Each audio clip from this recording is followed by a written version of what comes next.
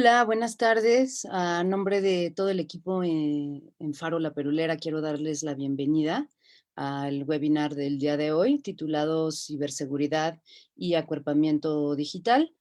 Les recuerdo que estamos en el marco de nuestro evento virtual de una semana titulado Tecnofeminismos y Creación, donde nuestra premisa principal es abordar la relación entre las mujeres y la tecnología para reflexionar sobre ellas y también hablar sobre cuidados digitales y procesos creativos. El día de hoy nos acompaña Ana Flores, ella es tesista por parte de la Facultad de Ciencias Políticas y Sociales de la UNAM, periodista, locutora y también activista por los feminismos latinoamericanos. Ella es especialista en ciberfeminismo y ciberseguridad, entre otros temas. Y bueno, como les comentaba, el día de hoy nos va a estar platicando sobre ciberseguridad y acuerpamiento digital. Ana, ¿qué tal? Bienvenida. Hola Jackie y hola a todos quienes nos están viendo. Muchas gracias por la espacio y qué chido poder andar por acá platicando con ustedes.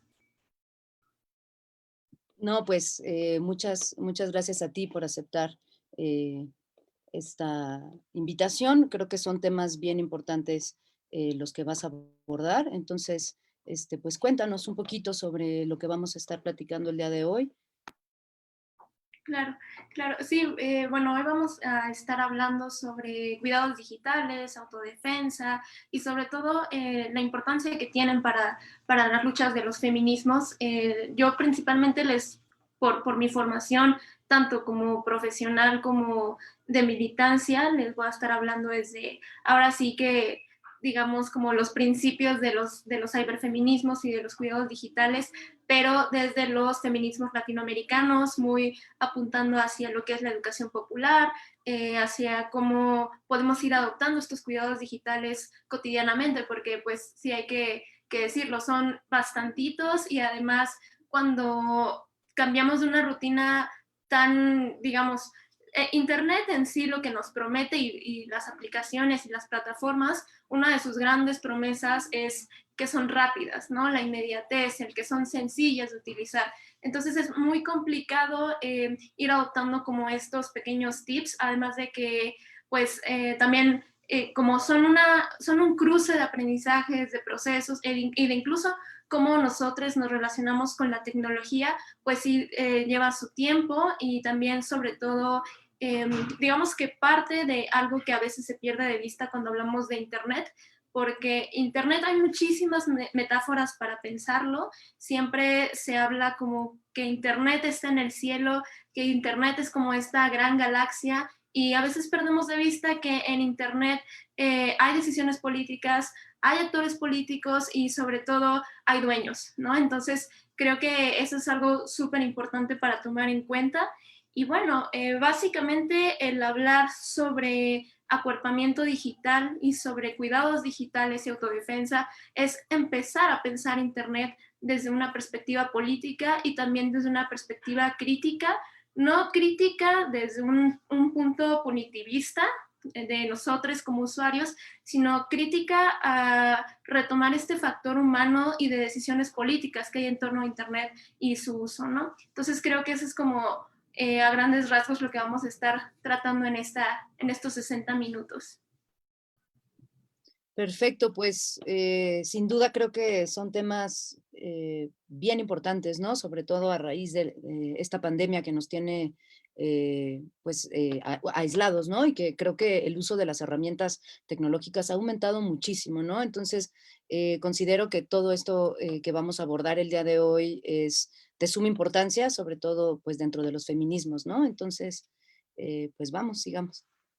Ok, pues bueno, una de las cosas como más importantes para empezar a hablar de este tema es que, por decir, Emilia Hacker, que es de un colectivo mediactivista de Bolivia, dice algo bien importante, que dice que casi siempre la pedagogía de los cuidados los hacemos desde un punto de vista súper punitivista y en el caso concreto de Internet y de tecnología en general, es que pues luego sí decimos, chale, o sea, yo la regué porque concedí este permiso, chale, yo la regué porque subí estas fotos, y nunca nos ponemos a pensar en la responsabilidad que pueden tener los servicios o las propias plataformas. Es como quitarles ese peso. Yo veía muchísimo eso cuando pasa lo de WhatsApp, y también hay que decirlo, ¿no? Que algunas personas que están dentro de este tipo de cuestiones como el acuerpamiento digital o la propia pedagogía de la seguridad digital, llegan con, bueno, llegamos a veces con esta perspectiva medio de FBI, mala onda de, oye, yo te vengo a enseñar que todo lo que estás haciendo está mal. Y creo que cuando caemos en esa culpabilización de los usuarios, es algo bien tóxico porque no estamos haciendo ningún proceso pedagógico ahí, solo estamos poniéndonos como en una posición de superioridad existencial e intelectual sobre todo, que pues no ayuda a nada. Entonces yo por eso creo que cualquier cosa que se hable tanto de acuerpamiento digital como de cuidados en la red, tiene que hacerse desde una pedagogía en horizontal, tiene que hacerse desde las iniciativas de la educación popular, y sobre todo partir de que pues nuestro acercamiento a la tecnología y a todo lo que implica la tecnología no ha sido homogéneo. Cada quien tiene una historia de vida súper diferente en cómo se ha acercado a ciertas herramientas, en para qué usa Facebook. La cuestión del uso es algo súper importante, y bueno, también al final de cuentas creo que tenemos que pensar todas nuestras acciones de Internet en nuestra vida personal, sobre todo que creo que con la cuestión de las contraseñas, decimos, es que hay que hacer contraseñas súper fuertes y todo eso, ponerle 1000 caracteres, bla, y se nos hace como un tipo manual cuando perdemos de vista que este aprendizaje atraviesa por procesos que son súper cruzados, procesos cruzados tanto de experiencias, de condiciones, y también, pues sí, ahora sí que digamos que de procesos y también de herramientas, ¿no? Porque cuando llegamos con un manual de, esto tienes que hacerlo así y así, pues no sirve de nada. Incluso también lo hemos visto en las movilizaciones, que el hecho de que tengas bien armado un protocolo no significa que a fuerzas te tiene que salir bien en ese momento, porque pues son como cuestiones que a veces no llegas a prever, además de que hay condiciones que llegan a superar lo que sabemos, ¿no? Entonces, creo que esos serían como los primeros comentarios que yo tendría sobre los cuidados digitales, además de que hay algo bien importante. A veces cuando hablamos de seguridad digital, pensamos únicamente en seguridad informática, que no es lo mismo. Seguridad informática como muy en la cuestión de contraseñas, en qué estamos subiendo a Facebook, en qué estamos subiendo a nuestro correo, qué servidores usamos, pero en sí la seguridad digital es un ámbito súper robusto, que podríamos pensarlo incluso desde si somos usuarios comunes o si somos usuarios activistas, periodistas, y de acuerdo a los roles que desempeñamos como en la sociedad, ¿no? Por ejemplo, una de las cosas que a veces se pierde de vista en cuanto a la seguridad digital para periodistas y para activistas es la cuestión de la documentación y preservación de la memoria, ¿no? O sea, cuando estamos documentando, cuando estamos viendo cosas de la policía, ¿cómo podemos guardar esa información? Otra cosa que también no se habla tanto cuando tocamos el tema de seguridad digital es la creación de identidades temporales, que es algo súper importante para las comunidades de activistas. Otra que también tendría que ver, digamos, ya como un poco en un nivel vida cotidiana, sería el momento de elegir, al elegir los proveedores de servicios, ¿no? De, a ver, yo me voy a acercar a esta compañía por esto, esto y esto, y no me voy a acercar a aquella por esto, esto y esto. Y al final de cuentas, cuando hacemos ese acercamiento con los proveedores, implica una mirada crítica, a ver quiénes son los dueños. Creo que casi nadie nos ponemos a investigar si tienen demandas por, no sé, filtración de datos, porque justamente nos fijamos en otras cosas, que son estas grandes promesas de Internet, ¿no? ¿Cuántas gigas me van a dar? ¿Qué velocidad es? Agarra en este lugar. Entonces creo que a veces nos fijamos más en esta parte técnica, que reitero, no es culpa de los usuarios ni de los consumidores, porque al final de cuentas esa ha sido la narrativa que se ha movido para este tipo de proveedores.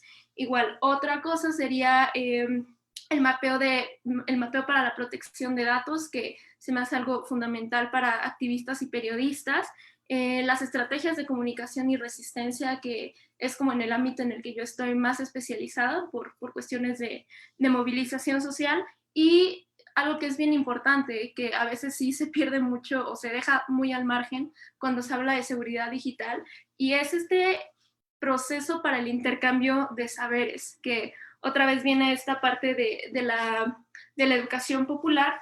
Y bueno, también cuando nos vamos como acercando a las propias propuestas que tienen ciertos colectivos. En América Latina hay un montón, y ahora sí que pues van muy de acuerdo a las luchas locales, muy también de acuerdo a las luchas regionales, que a mí es algo que se me hace súper interesante de la seguridad digital, ¿no? Por ejemplo, yo luego veo informes sobre seguridad digital europeos y son totalmente diferentes, como esta conceptualización que tienen de seguridad digital, que en América Latina, ¿no? En América Latina se hace mucho desde el territorio, se hace un montón desde estos casos de censura, también desde la protección a los propios periodistas, que cuando vemos el contexto de libertad de expresión en América Latina, te hace sentido en por qué ocupan ciertas herramientas. Entonces creo que hay que también entender esto, ¿no? Que tanto la seguridad digital como el acuerpamiento digital, y en sí cuando hablamos de Internet, debe ser desde una posición súper situada. Claro, por supuesto. Se me hace bien interesante esto que mencionas de cómo los protocolos van cambiando, ¿no? Cómo es súper distinto en Europa y sí, por eso se me hace bien interesante traer pues todas estas reflexiones, ¿no? Aquí pues en Latinoamérica, en México concretamente, por ejemplo, en Faro La Perulera, uno de nuestros ejes rectores es también la transdisciplinidad, ¿no? Que se estén cruzando también varios saberes y apostamos muchísimo también por todo esto de la educación no formal y de esta horizontalización que hablas tú de los saberes. Entonces, también creo que este espacio y esta información que nos estás compartiendo nos sirve mucho también como para ayudar, ¿no? A estos saberes no formales y a empezar a discutirlos y a empezar a reflexionar en torno a ellos, ¿no? Todas estas pedagogías también no formales. Y bueno, cuéntanos un poquito también sobre esta cuestión del acuerpamiento digital y algunos otros elementos que consideres importantes señalar sobre esto. Sí, súper, sí, qué bueno que mencionaste eso, Jackie, lo de la educación formal, porque creo que también como que a conveniencia se ha hecho creer que únicamente las cosas de Internet las aprendes por la escuela, los aprendes por los entornos académicos o los aprendes a partir de ejes súper especializados, cuando en realidad la experiencia latinoamericana te dice que no. O sea, que han sido de las propias comunidades que esos saberes han surgido, y tan han surgido que hay iniciativas como el ranchito electrónico, que hay iniciativas como la chinampa. Todo ha sido como muy en este de, ok, vamos a construir, igual ahorita en este momento no sabemos cómo funciona, pero vamos a descubrirlo entre todos para poder hacer así una pedagogía colectiva, ¿no? Y una pedagogía situada. Eso se me hace como súper importante, ¿no? Y que también, pues, hay que voltear a ver qué sectores están ahí tundiéndoles súper duros, que en realidad han sido los sectores de activistas, han sido las feministas, que han hecho unas iniciativas increíbles. Por ejemplo, las chicas de Enredadas tienen unos manuales que te quedas así como de wow, ¿no? O sea, en el entorno académico no pasa eso, porque en el entorno académico es más importante ver la fecha de cuándo surge ARPANET, cuándo se inventa X cosas, o sea, más como de un recuento histórico que práctico, y creo que todo lo que se ha hecho en Latinoamérica ha sido pura praxis, pura praxis, y una praxis popular. Entonces creo que eso es algo súper interesante.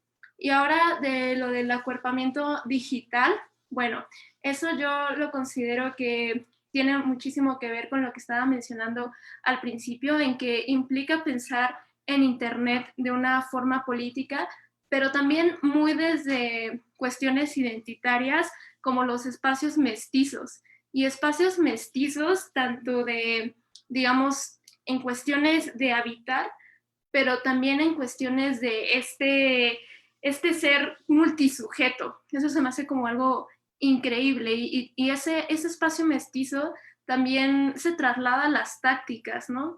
De que hay que estar, por ejemplo, cuando eres activista, hay que estar pensando en cómo se va a acuerpar tanto en el espacio físico, qué del espacio físico te puede servir para el entorno digital, qué cosa del entorno digital te puede servir para el espacio físico y tratar de hacer una articulación que sea funcional, ¿no? Que sea funcional a las condiciones, que sea funcional a nuestras propias praxis, que sea funcional a los usos que le hemos dado a la tecnología. Y además creo que también algo que me gusta muchísimo es que esta palabra del acuerpamiento digital nos permite romper un montón con la narrativa súper masculinizada que se tiene de Internet, porque creo que cuando hablamos de acuerpamiento digital es estarle picando ahí la cresta de que estamos separados de esos entornos. Y creo que, bueno, yo considero que sería súper peligroso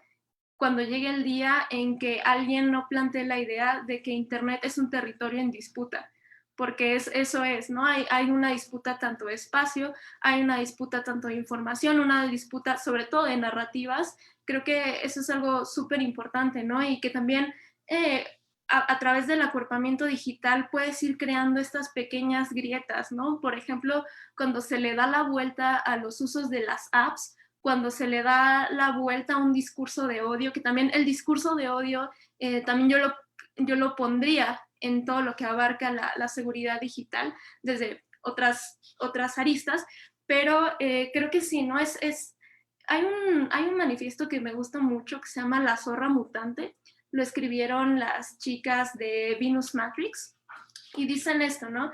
Que hay que ser este accidente maligno de los sistemas que creeríamos que son cerrados, ¿no? Porque igual a veces pensamos que Internet es como un ente que está ahí, que Internet es uno y que nosotros somos otros. Entonces creo que, no sé, el entenderte dentro de Internet como un espacio que, no sé si ocupar la palabra habitar porque causa como mucha incomodidad y mucho debate cuando se habla de Internet, pero creo que eso es algo como súper importante que tomar en cuenta y sobre todo que es increíble también ver cómo este acuerpamiento digital nos hace entender que el activismo también se basa en estas formas creativas que tiene la gente de combatir un sistema. Eso me parece como uno de los apuntes más chidos que tiene Guiomar Rovira, ¿no? Cuando dice, es que ve que están haciendo les sujetes con esta tecnología. Por ejemplo, cuando pasó lo de Animal Crossing, a mí se me hizo increíble que hicieron la protesta por Diana en Animal Crossing. Se me hizo genial, ¿no? Cómo lo hicieron en el videojuego, pero también lo hicieron en Twitter y también lo hicieron en Facebook. Entonces, se me hizo una forma súper combativa porque entrevisté a algunas chicas cuando pasó lo de Animal Crossing y ellas me decían que pues toda la gente tenía como un estigma súper feo de ellas, de que no hacían nada, de que aparte era como un juego de niñas porque tenía animalitos y todo eso, y ellas le dieron la vuelta súper fuerte, tan fuerte que se colocaron en las primeras tendencias de Twitter. Entonces creo que eso es algo súper interesante. Otro de los ejemplos de acuerpamiento digital que a mí me pareció maravilloso fue el que hicieron las niñas en China cuando iban a empezar las clases virtuales y las niñas, porque también hay que decirlo, a veces ¿cómo se llama? Estas acciones en enjambre, esta capacidad en enjambre no siempre es planificada. Por ejemplo, en Animal Crossing lo fue, pero en lo de China fue distinto, porque las niñas no fue así de, ay, vamos a hacer un acuerpamiento digital. Las niñas solamente empezaron a ver que si se metían todos al mismo tiempo a la plataforma no jalaba. O si ponían ciertos números, la plataforma no jalaba. Entonces fue así como de qué genialidad. O sea, las niñas también están en esta revolución, ¿no? Otro ejemplo de acuerpamiento digital que a mí me pareció increíble fue lo que hicieron las K-popers en TikTok, cuando pues sabemos todo el estigma que hay respecto a las chicas del K-pop y que sabotearan la campaña de Trump a través de TikTok, que también TikTok ha sido conceptualizada así como de no sirve para nada, tiene lógicas súper violentas, y sí las tiene, porque también no hay que dejar de lado que ciertas aplicaciones, ciertos servidores, ciertas plataformas están fundadas en ejes súper violentos, pero a mí me parece súper increíble cómo tenemos la capacidad de darles la vuelta y de apropiarnos de esos espacios, ¿no? Que inicialmente creo que esa es una de las cosas más chidas que tiene la tecnología, en que por una parte nos las hacen creer que es un sistema cerrado, que no es modificable, y cuando te das cuenta de que hay morras haciendo un activismo súper fuerte en TikTok, es como de, no, entonces la idea que yo tenía de la tecnología no es cierta. Entonces, creo que cuando se acuerpa digitalmente, también se le da una vuelta muy fuerte a la narrativa respecto a la tecnología y a la capacidad de agencia que nosotros como usuarios podemos llegar a tener. Sí, se me hace importantísimo platicar también de esto, de esta creatividad, ¿no? Es lo que mencionabas, este saber que es continuo, que es como un flujo y que también es espontáneo, ¿no? Estos acuerpamientos que nos comentas digitales que han surgido así, ¿no? Espontáneamente. Y cómo precisamente la creatividad en el activismo es esto que nos permite darle la vuelta tanto a estos espacios como cerrados que bien mencionas, ¿no? Que nos dicen que se debe usar para algo y en realidad a raíz de estos cruces que tú bien comentas, ¿no? Entre qué de lo digital me puede servir aquí en mi vida tangible y qué de lo que estoy aquí experimentando puedo llevar a lo digital, ¿no?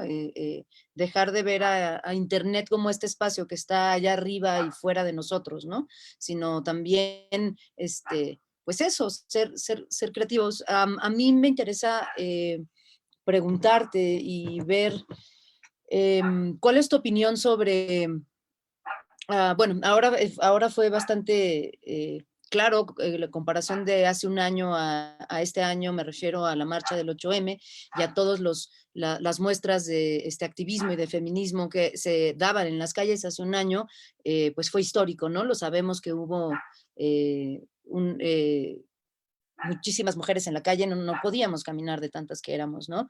Y cómo a la vuelta de un año, debido a la pandemia, que ha sido, pues, todo un trance, ¿no? Para toda la humanidad, y sin duda estamos viviendo momentos históricos. Me pregunto, ¿cuáles son los retos o hacia dónde llevarías la reflexión de la importancia de la ciberseguridad y el acuerpamiento digital frente a un activismo ya en pandemia? Porque creo que aunque estamos usando mucho más las redes y mucho más internet y mucho más herramientas, también se siente como cierta desarticulación de los movimientos, ¿no? Como que se han separado un poco y cuesta trabajo ver en qué momentos se pueden unir otra vez como una amalgama, ¿no? Entonces a mí me, me, me, me da mucha curiosidad saber tu opinión sobre cómo ves tú el panorama, hacia dónde llevarías la reflexión sobre pues, estos tiempos pandémicos y los cuidados digitales. Okay. Pues mira, creo que si hablo como muy desde la forma personal, a mí me dolió muchísimo no estar en la calle, muchísimo, o sea, porque en realidad, aunque tengamos todas estas herramientas y podamos hacer todo ese tipo de cosas, el origen de las barricadas está en la calle, históricamente está en la calle. Entonces es muy complicado, sobre todo cuando ya creas este vínculo tú como sujete, apropiándote de un espacio público, sintiendo pues ese calor de las compas. Creo que ahí hablamos más como de este vínculo, pero también me parece algo importante que decir que lo que yo vi este año es que nos movilizamos así. O sea, estábamos viendo de, ok, no podemos salir al espacio público, pero la creatividad, ¿no? Y salen cosas como desde el hacer banners, el hacer encuentros, o sea, por ejemplo, lo que hicieron las compas de Jalisco de hacer estos ciclos y talleres virtuales me pareció genial, ¿no? Y que su argumento principal era ese, no vamos a saturar todo el 8 de marzo porque la lucha es todos los días, ¿no? Y vamos a hacer estos salones, vamos a hacer estos talleres, vamos a generar nuevos espacios de encuentro, ¿no? O a tratar de darles esta politicidad a esos espacios, porque si bien tanto los webinars como, digamos, las acciones más performativas dentro de la red ya existían, creo que lo que faltaba era darle una politicidad más colectiva, ¿no? O sea, que pudiéramos todos ser parte de eso y ver que, pues sí, Internet también puedes lograr cosas increíbles y que sobre todo también puedes seguirlas articulando con la calle. Y lo que yo ahí también vi, eso sería como la parte positiva. La parte negativa es que, pues sí, con lo de la pandemia, lo que pasó fue una migración forzada y de todo, desde la escuela, desde el trabajo, desde incluso el atenderte médicamente, ¿no? Estas ciberconsultas son bastante extrañas, el tener que pedir todo por la farmacia, por el celular, o sea, si llega un punto donde dices, no, pues qué chido que no tengo que salir, pero pues no está tan chido que tenga que meter mi número de tarjeta para todo, ¿no? Tanto que ni siquiera puedas pagar salir a pagar tus servicios. Entonces creo que cuando hay una migración así de forzada, también se pierden muchas cosas, ¿no? Por ejemplo, lo que yo sí he topado ha sido una pérdida de intimidad increíble, increíble. Por ejemplo, con las propias clases en línea, con las juntas en línea, es como de, oh, pues todo el mundo va a ver mi cuarto, ¿no? Ese espacio que yo siento tan íntimo, creo que sí es como aunque muestres como solo un pedazo, sí es una entrada muy fuerte a la intimidad y creo que, pues, a veces sí te causa como mucho conflicto el cómo puedes mediar estas dos partes. Otra cosa también que no podemos perder de vista, que tiene que ver con esta perspectiva crítica y política respecto a la tecnología, es que le estamos dando un montón de fuerza financiera a Facebook, a Zoom, a todas estas plataformas, ¿no? Que pues sí estamos como por estar obligados también a trasladar toda nuestra vida, quienes podemos, porque también hay que decirlo, la migración ha sido más forzada para unos que para otros, y, o sea, además, estas migraciones no han sido totales. Hay personas que siguen siendo como, tienen procesos diferentes, ¿no? Y también, pues creo que esas vivencias diferenciadas no pueden perderse de vista. También creo que lo que vimos en el 8 de marzo, este 8 de marzo, fue eh, pues no sé, siento que fue más integrativo, porque si bien ya habíamos vivido la primavera violeta también, como en esta articulación espacio público, internet, creo que muchas personas todavía estaban fuera. Quizá tenían como la conceptualización, pero no estaban dentro de la praxis. Entonces creo que esa también fue una oportunidad para que mucha gente pudiera ser creativa respecto a lo que se quería hacer y también pudiera ver que hay una agencia en Internet, ¿no? Y sobre todo yo creo que la agencia en Internet tiene que ver con la colectividad. Tiene que ver con la colectividad y sobre todo con tener esta capacidad de enjambre, ¿no? De sí, poder desmontar narrativas, de poder armar cosas tan increíbles como los webinars. También creo que algo que ha sido súper potente en cuanto a la movilización feminista con lo de la pandemia ha sido la cuestión de reunirse, ¿no? De hacer estos círculos de lectura en donde dicen, ok, hay que generar espacios, porque a mí no hay nada que se me haga más disruptivo que el crear espacios y apropiarse de ellos, ¿no? Y sobre todo, pues sí, bajo una finalidad que sigue diciendo eso de, ok, no nos podemos reunir en la calle, pero seguimos juntándonos y seguimos siendo incómodas incluso en Internet. Y tan seguimos siendo incómodas que teníamos a todos los machitos el 8M mandándonos mil cosas, ¿no? Y siendo tendencias, siendo acuerpando a las compas que estaban afuera, porque también creo que mucha gente con esto pudo descubrir su agencia también para reportar y documentar incidentes, ¿no? Creo que esa capacidad es algo increíble. Sí, totalmente de acuerdo. Esta capacidad de enjambre, ¿no? De acuerparnos. Yo lo vi, yo tampoco tuve oportunidad de estar 8M en las calles, que sí se siente extraño, ¿no? Pero dentro de lo que se puede, estuve viendo en redes todo este movimiento y toda esta forma de acompañarnos, de estar denunciando, de estarnos cuidando, ¿no? Entonces creo que es bien importante poner como, bueno, todo esto que nos comentas, irlo reflexionando, y porque yo creo que esto pues no va a parar y ya se ha transformado, ¿no? Esta migración forzada de la que nos hablas, que es sí en específico algunos sectores se han visto mucho más obligados a esta migración, estamos perdiendo de vista todas estas cuestiones de seguridad, ¿no? Por facilitarnos la vida y por hacerlo más práctico, no estamos quizá viendo el panorama completo, ¿no? Y viendo de qué forma esto nos está afectando en nuestras relaciones y pues en todos los aspectos, ¿no? Bien mencionas estas ciberconsultas y cómo ya está cambiando la forma en que nos relacionamos entre nosotros mismos. Y sobre esto me gustaría que nos contaras qué consejos, qué tips, qué datos, qué podemos hacer, cómo podemos empezar también, ¿no? A todas estas personas que nos están viendo, incluida yo, ¿no? O sea, cómo desde mis prácticas diarias puedo ir prestando un poquito más de atención en estas cuestiones de ciberseguridad, ¿no? Y cuidar, y sobre todo hacerlo consciente, ¿no? Creo que es un ejercicio eh, en muchas dimensiones, pero me gustaría conocer tu opinión sobre.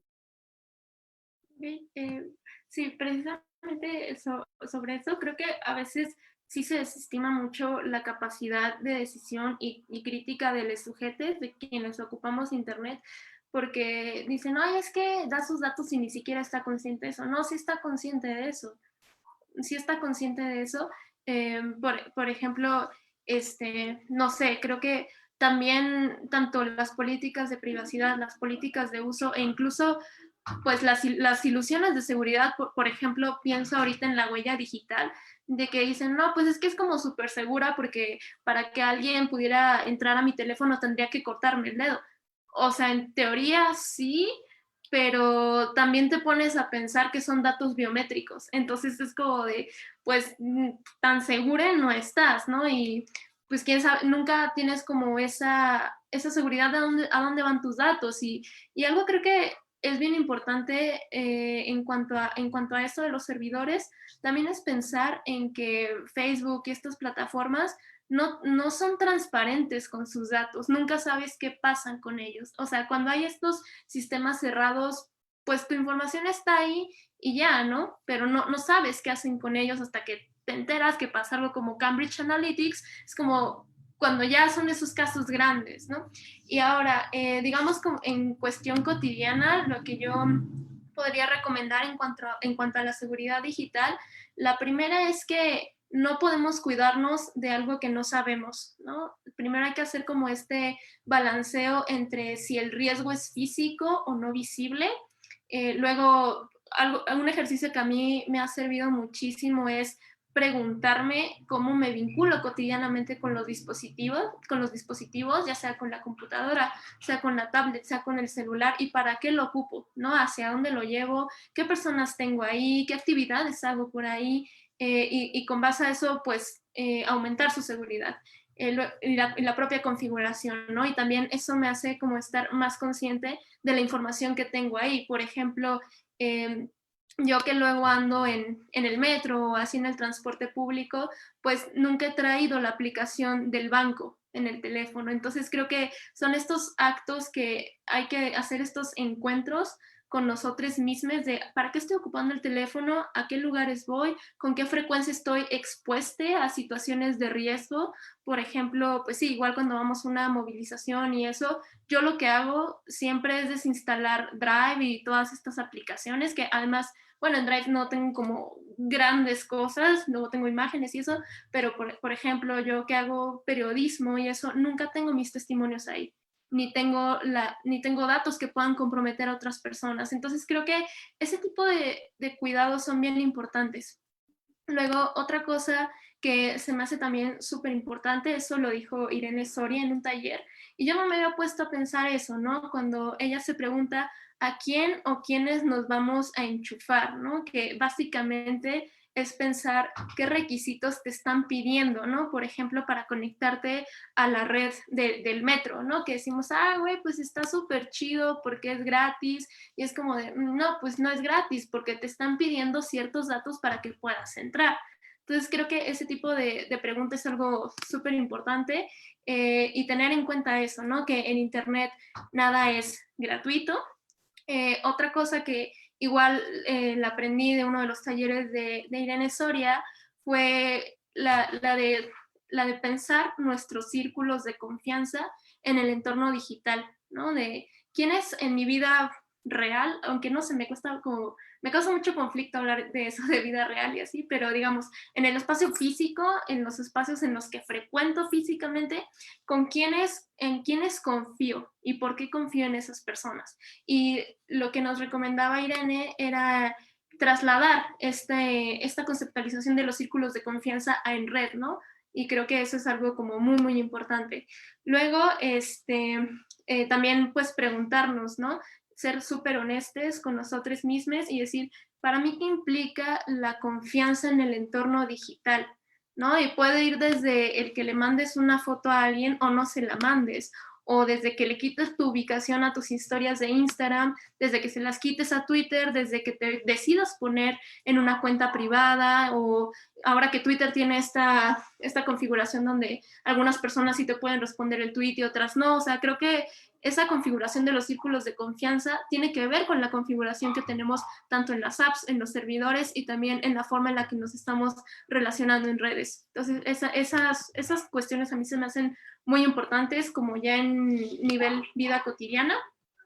Otra que ya sería como una perspectiva un poco más técnica, más, pues sí, de revisión de plataformas y así, sería qué conozco de los términos y condiciones de los servidores y de las aplicaciones, que también muchas veces cuando nos acercamos a las personas, por ejemplo, cuando hacemos talleres y eso, y les preguntamos de, oye, ¿qué podrías mencionarnos 3 condiciones que leíste en el acuerdo de Facebook? Y es como de, chale, no me acuerdo. Pues no, es que también el lenguaje es algo súper importante, ¿no? En cómo está colocada la información, lo que te están poniendo ahí, ¿no? Y que también muchos términos ni siquiera son claros. Y además, incluso, pues sí, la forma de referirse, además, pues hay conceptos bastante ambiguos, ¿no? Y sobre todo que lo que tiene Facebook y todas estas plataformas y así, cuando tú es que son respuestas cerradas, es como de sí y no, y es como de, bueno, o sea, ni siquiera hay como una opción de infórmame más o quiero conocer este término, ¿no? Entonces creo que también cuando te ponen esa decisión de sí o no, se me hace como, no sé, muy, muy complicado.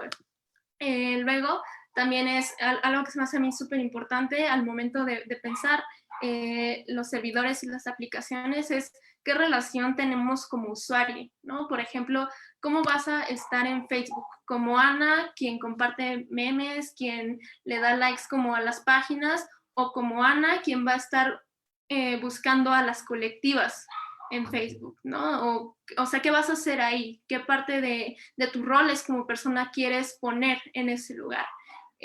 Luego, otro sería a quiénes protegen los términos y las condiciones, que creo que esa es una de las preguntas más tramposas, porque muy pocas veces nos consideramos como usuarios con derechos, ¿no? O sea, nos consideramos usuarios nada más y creemos que solamente nos dan un servicio. Pues sí, pero como prestadores de servicio, y eso también tienen una responsabilidad política, tienen una responsabilidad ética, creo que eso es algo que no se debe perder de vista. Y luego, otro de los tips es pensar que los cuidados personales son cuidados digitales, que también eso es algo súper importante, ¿no? El cómo vamos a ir armando nuestra propia rutina, qué nos es funcional y qué no nos es funcional, porque pues eso luego pasa con las contraseñas, ¿no? De que, pues sí, pones una contraseña, no sé, de 30 caracteres, bueno, tú consideras que es una contraseña súper fuerte, pero a otra persona le puede no servir, ¿no? Entonces creo que también eso es como lo que quisiera dejar como muy claro, que también estos aprendizajes y pues sí, estas medidas de seguridad son como súper situadas y sobre todo funcionales, y ver cómo pueden ser funcionales en este entrecruce entre aprendizajes y procesos. Otro es que hay que pensar que nuestras interacciones y nuestros patrones de uso se traducen en información, y eso lo vemos, ¿no? Cuando buscamos cualquier cosita en Google, ya tenemos el anuncio de no sé qué cosa en Facebook, ya tenemos el anuncio de no sé qué cosa en Instagram. Entonces, pensar que todo lo que hagamos en la red se traduce en información, incluso pues en esta cuestión política, ¿no? De cuando nos salen cosas, o sea, luego yo sí me saco de onda porque me salen unos tweets pro vida, o, bueno, no son pro vida, antiderechos, espantosos, y digo, ¿por qué algo estoy haciendo mal o alguien se está metiendo? Entonces creo que eso es muy, muy importante, tener en cuenta que nuestro comportamiento se traduce en información. Luego, otra cosa que yo diría sería que pues la seguridad no es una actividad separada de las acciones humanas, que la seguridad digital tiene que ver con una repetición, con una rutina, con una incorporación y también con una familiaridad. Sobre todo es lo que mencionaba, ¿no? ¿Qué relación tenemos nosotros como usuarios? Y otra, que sería como la última en cuestiones de vida cotidiana, sería que pues lo que mencionaba al principio, ¿no? Que el aprendizaje a nivel protocolario no garantiza que se sepa reaccionar en tiempo real, ¿no? Y fue lo que pasó muchísimo en Chile, que a pesar de que el colectivo Disonancia tenía un protocolo increíble, pues las propias condiciones eran muy complicadas y pues no se sabía muy bien cómo accionar y se buscaban otras formas, ¿no? Encontraban la forma de hacerlo con esta creatividad. Entonces creo que sí, esa sería esa parte. Y también otra de las cosas que considero que son súper funcionales es lo que les platicaba la otra vez en la tallercita de seguridad digital, es la mochila de datos, ¿no? Pensar todos nuestros dispositivos como en esta mochila de datos, que por si traemos fotografías, mensajes, tareas de la escuela, cuentas de redes sociales, si las tenemos abiertas y si no tenemos el factor de autenticación, si tenemos información médica, por ejemplo, que luego nos piden así de, ay, oye, ¿me puedes pasar la receta? Es que estoy en la farmacia a ver si se la mandamos. Luego las cuentas bancarias, incluso con esto de las cuentas bancarias, creo que es una trampa porque cuántos de nosotros tenemos el Spotify, tenemos Netflix, tenemos como estos servicios de pago y cuando están dadas de alta las tarjetas, ¿no? Creo que eso es algo súper importante. Luego, los programas de edición rápida, igual pues se podría llegar a pensar que no son tan peligrosos, pero en los programas de edición rápida, al final de cuentas, tenemos materiales audiovisuales, ¿no? Tenemos fotos, tenemos videos. Por ejemplo, si alguien quiso, no sé, documentó lo que estaba pasando en Myanmar de la represión policial, pero como no cabía en Instagram, lo quiso hacer chiquito, lo puso en el editor y no lo quitó, pues creo que sí habría como un gran problema ahí, ¿no? Luego, los contactos y los lugares que se frecuentan, que ahí también ya tienen que ver con cuestiones de configuración de los propios equipos, los memes, que podríamos pensar que no son tan importantes, pero los memes también llegan a comunicar cierta postura política, ¿no? Por ejemplo, si yo tengo puros memes de, pues no sé, del Chems, pero con cosas feministas, pues saben que puede, o sea, me convierte en un sujeto vulnerable. Entonces creo que también no hay que desestimar ese tipo de contenidos que tenemos en el celular. Luego, las aplicaciones de vigilancia de mi casa o espacio de trabajo, que pues sí, muchas veces decimos, ay, qué chido, o sea, puedo estar en la oficina y viendo qué pasó en mi casa porque tengo la cámara, pero pues, ¿qué pasa? O sea, ¿qué implica que tengas vinculado eso a tu teléfono, ¿no? Y también, pues, creo que eso tiene que ver con propias dinámicas de cotidianidad, ¿no? Por ejemplo, muchas personas que yo he conocido que tienen eso, pues es porque van en sus coches y todo eso, pero aún así pues no les garantiza que vayan a estar seguros. Este, Otra cuestión sería el correo electrónico, que para mí tener el correo electrónico abierto en el teléfono es de las cuestiones más peligrosas que puede haber, porque ahí te llegan desde los recibos de nómina, te llegan los recibos bancarios, te llegan las contraseñas de tus otras redes, además de que pues si ya tienes el correo ahí es muy fácil que puedas entrar a las otras, porque en las otras redes le pones no recuerdo mi contraseña, te envían la contraseña al correo y punto. Entonces creo que sí, para mí lo más peligroso de tener abierto es el correo electrónico. Luego las aplicaciones de las compras en línea, que es lo que igual ahorita estaba mencionando con lo de los servicios de pago, que pues muchas veces tenemos ahí la información bancaria. las apps de entretenimiento, ya igual datos más sensibles como lo serían las entrevistas o el material periodístico y las aplicaciones de localización de mis contactos, por ejemplo, lo que tiene los equipos de iOS con esto de los círculos de amigos. No sé, a mí se me hacen como un poco peligrosos, pero también los entiendo en un contexto como México, ¿no? Por ejemplo, pues los círculos familiares tenemos a todas las que somos mujeres. Entonces creo que también las condiciones de seguridad no ayudan a nada en que estos servicios, estas aplicaciones se dejen de utilizar. Luego, ya como con esta mochila de datos, hay como varias preguntas que son básicas, ¿no? En principio sería, tengo todo esta información respaldada en otros dispositivos, porque pues a veces también perdemos de vista que pues todo está ahí, ¿no? Por ejemplo, cuando el año pasado me acuerdo que a una compa la policía le quitó el celular en la marcha del 28S, lo primero fue así como de a ver qué traes ahí, ¿tienes respaldada la información? Y eso, ¿no? Luego, la otra pregunta sería, ¿cuántos de estos datos me retratan directamente como persona, no? Por ejemplo, ¿cuántas fotos tengo en la facultad? ¿Cuántas fotos, no sé, puedo tener de la tarjeta bancaria de alguien porque me pidió que le hiciera un depósito? ¿Cuántos de estos datos, no sé, por ejemplo, pueden tener el número de afuera de mi casa? Son como datos muy, muy sensibles. Luego, hay que preguntarnos esto, ¿no? En caso de perder estos datos, ¿qué tanto me afectaría? ¿No? O sea, porque pues a veces solo pensamos que es cuestión nada más de cambiarle la contraseña al Facebook y ya, no pasa nada, pero pues siempre hay que ponernos a pensar, sobre todo en cómo pueden afectar la pérdida de esos datos a otras personas. Me refiero como más concretamente a periodistas y activistas, por ejemplo, si tienen como el testimonio de alguien que está en un proceso de investigación, se me haría muy, muy delicado que se pierda esa información, ¿no?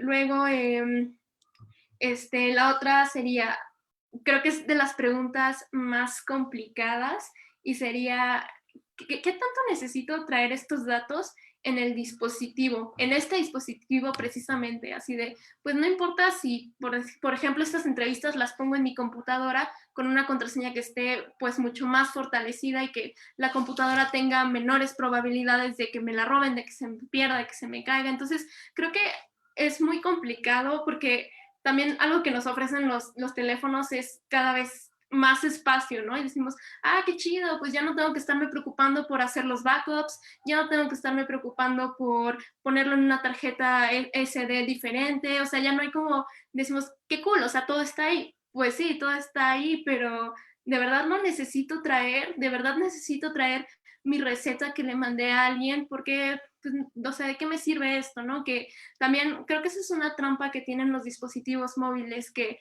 al tener tanto, luego sí te da pereza estarlo borrando, estar como revisando con muchísimo cuidado, porque también hay que decirlo, las dinámicas de uso de la tecnología tienen que ver con las dinámicas de tiempo, las dinámicas de trabajo. Entonces, cuando estás tan acelerada, ni siquiera es como de, a ver, voy a tomarme una hora para hacer un review de mi dispositivo. Entonces, creo que sí es irse como adecuando a que pues, los dispositivos, como los servidores y eso, tienen trampas. Y lo cool es como darse cuenta de ellas y darles la vuelta, sea como en cuestiones de activismo, sea como en cuestiones de seguridad digital. Entonces creo que eso es algo bien importante.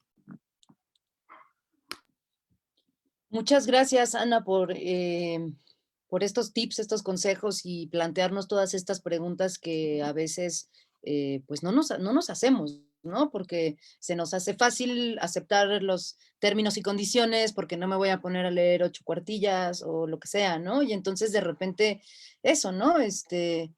Perdemos de vista esto que nos comentas y creo que las preguntas que nos estás planteando nos ayudan mucho a eh, pues saber cómo es nuestra relación con nuestros dispositivos, ¿no? Y cómo podemos protegernos, proteger nuestros datos. Ya para ir cerrando, me gustaría saber cuál es tu opinión sobre qué significa para el movimiento feminista, estas cuestiones de ciberseguridad y acuerpamiento digital. Y para terminar, pues que quizá nos recomiendes no sé, dónde podemos aprender más de esto si nos interesa, a dónde nos podemos acercar, qué podemos leer. eh, Cuéntanos. Ay, pues en principio para el movimiento feminista a mí se me hace increíble que estemos ocupando todos los espacios que se nos habían dicho que no podíamos ocupar, ¿no? Porque la tecnología fue uno de ellos. Fue así de, ustedes que van a saber de programación, ustedes que van a saber de hacking, ¿no? Que no es lo mismo el hackeo, porque creo que a veces también se pierde como este concepto, pero el hackear es estar agrietando un sistema que nos había dicho que no pertenecíamos ahí. Entonces, cuando vemos a las morras acuerpando, a mí se me hace algo increíble.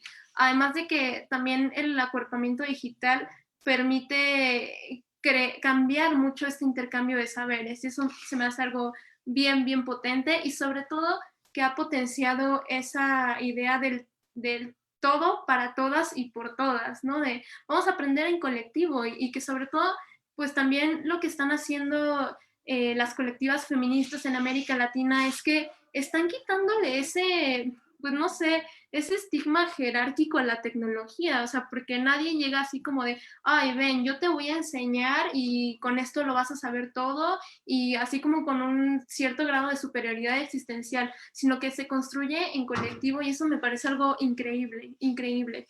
Este, también otra de las cosas que se me hace súper potente es que pues se está logrando hacer una articulación local, pero también global, ¿no? Por ejemplo, las iniciativas de ciberfeminismos latinoamericanos se me hace genial, se me hace algo muy, muy chido porque estas colectivas, estas iniciativas que se tienen en Internet también tienen, digamos, repercusiones en el espacio público, ¿no? Y tan las tienen que vimos lo que pasó en Argentina cuando se puso el hashtag aborto legal ya. Teníamos a las morras en Tucumán tuiteando, pero también estaban afuera del Congreso, pero también las mexicanas estaban por acá, las tesis estaban haciendo cosas, entonces creo que eso es algo bien, bien chido. El romper estas barreras geográficas es algo increíble, además que creo que también es bien importante mencionar que muchas morras nos hemos sentido acompañadas por este acuerpamiento digital y el Me Too es un gran ejemplo de eso.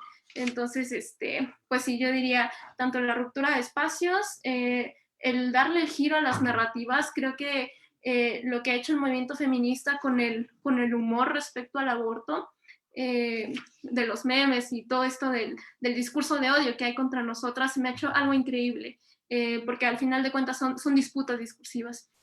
Eso sería como en cuanto a lo del movimiento feminista. Y para el aprendizaje, yo siempre he creído que se aprende mucho más de los manifiestos que de la propia teoría, porque la teoría viene, no toda la teoría, pero la teoría sí llega a ser, en principio encontramos casi siempre de puros hombres blancos, ¿no?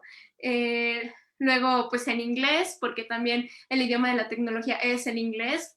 Entonces, no sé, a mí a veces sí se me hace un poco, no sé, yo no recomiendo tanto acercarse únicamente desde la teoría hacia la tecnología, sino desde los manifiestos, también desde la experiencia popular de la gente, que se me hace lo más increíble, porque es praxis. Entonces, sí, eso y que te habla de condiciones reales, ¿no? Porque, bueno, a mí pues, no me interesa tener un manual donde ni siquiera entiendo a qué se está refiriendo. Yo prefiero ver una compa que lo está haciendo, que igual no me dice cómo se llama eso, pero lo estoy viendo, estoy con ella y la estoy acompañando. Entonces creo que ese tipo de procesos es algo bien importante.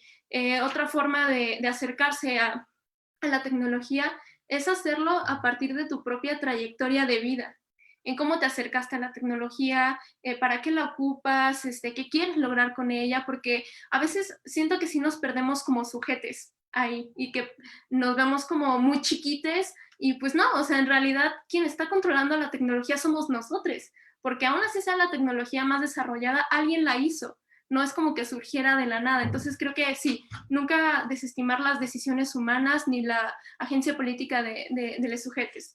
Y otra cosa que a mí me ha servido muchísimo ha sido acercarme a las iniciativas, sobre todo regionales, que se han hecho.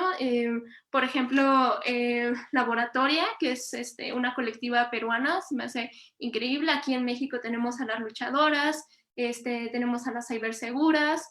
Cuando sacaron La Clica, a mí se me hizo un proyecto increíble. También las Geek Girls, que son de El Salvador, y una de las iniciativas regionales que yo considero están súper fuertes es Girls in Tech, que es Argentina, Brasil y Colombia. Se me hace algo muy, muy interesante. Enredadas de Nicaragua.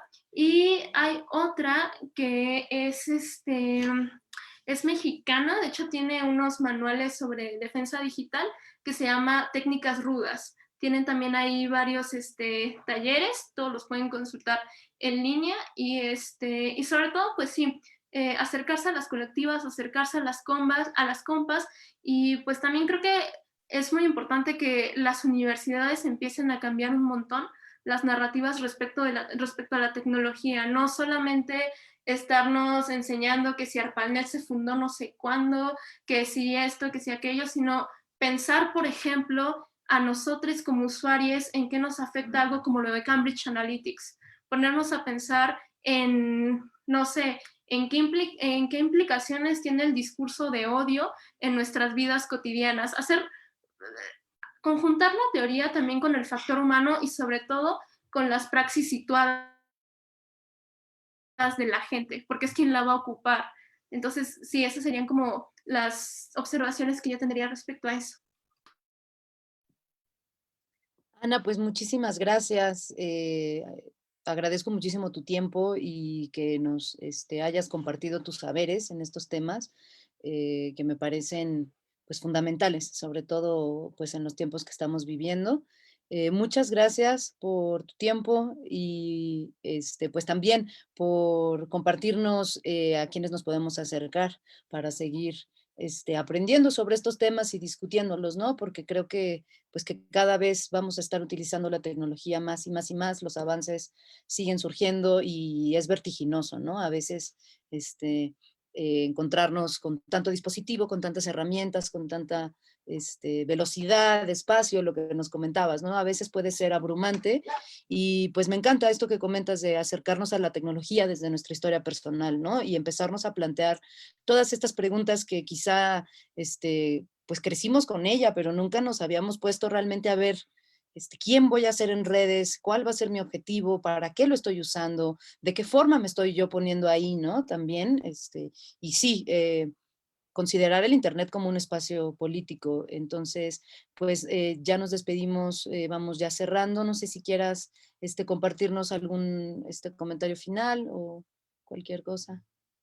Ay, pues solo agradecerles muchísimo a quienes estuvieron viendo, a ti y al Faro también por la invitación, que está súper chido generar estas espacios. Y pues también decirle a la bandita que si necesitan como cualquier cosa, bibliografía más especializada o luego como tipo reunioncitas o si quieren armar como algún taller o algo, pues siempre estoy disponible. Siempre pueden contactarme, ya sea a través de la radio cósmica o Twitter, aunque pues Twitter no se me hace la opción más segura, pero pues sí habito mucho tiempo ahí, entonces pues sí, que sepan que sin problemas y sobre todo que hay que perderle mucho el miedo a la tecnología y sobre todo quitarnos esa idea de que no somos agentes políticos en la tecnología.